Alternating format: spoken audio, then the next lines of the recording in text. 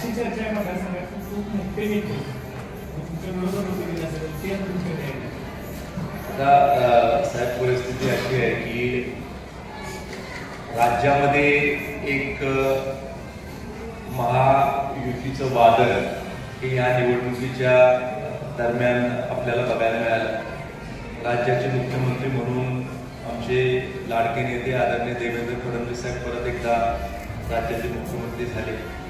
आणि ज्याला भविष्याचे वेध आहे किंवा ज्याला भविष्य दिसतंय ते सगळे लोक माया संपर्क आहेत. फक्त आता परिस्थिती अशी आहे की अजून आमच्या कार्यकर्त्यांच्या अंगावरचा गुलाल निघायचा आहे.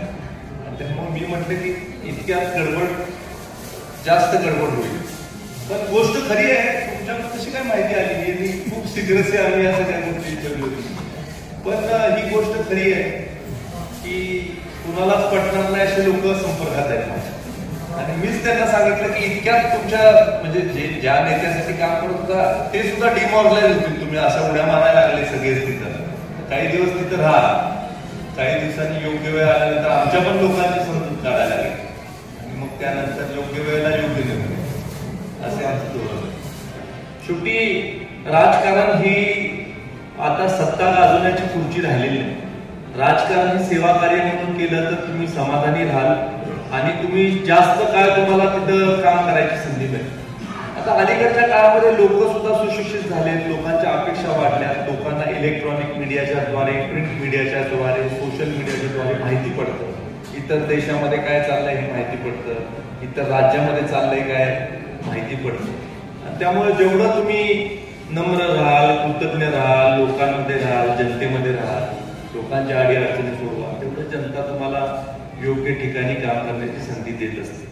त्यामुळं या विजयामध्ये खऱ्या अर्थानं कराड दक्षिण विधानसभा मतदारसंघातल्या लोकांचं श्रेय आहे. खूप मोठं त्यांनी मला इथं काम करण्यास संधी देण्यासाठी मतदान दिलं.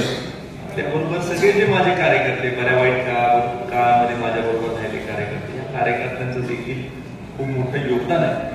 आणि संध्याकाळी रात्री अपरात्री जे भेटले पलीकडचे लोक त्यांचं देखील योगदान आहे. एवढी आघाडी बसलीच नसती, कारण कोणाच्या स्वप्नात पण वाटत नव्हतं. म्हणजे महाराष्ट्रामध्ये एकही माणूस असा नव्हता जो असं म्हणत होता की इतकी वन वे निवडणूक होईल. त्यामुळं जे रात्री अपरात्री न झोपता न खाता पिता मला भेटले त्यांचे देखील आव्हान, सगळ्यांचीच आव्हान.